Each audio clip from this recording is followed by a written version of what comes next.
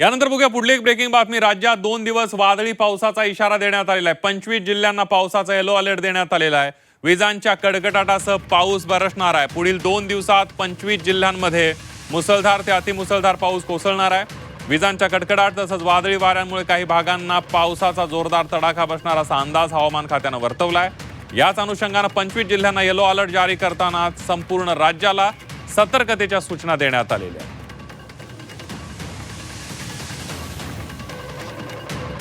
आपण बघतोय yellow alert Raigad, Ratnagiri, Sindhudurg, Nashik, Ahilyanagar, Pune, Satara या जिल्ह्यांना येलो अलर्ट देण्यात आलेला आहे। पावसाचा येलो अलर्ट हवामान विभागानं दिलेला आहे। तर सोलापूर, धाराशिव, बीड, लातूर, परभणी, अकोला आणि अमरावतीला सुद्धा येलो अलर्ट देण्यात आलेला आहे।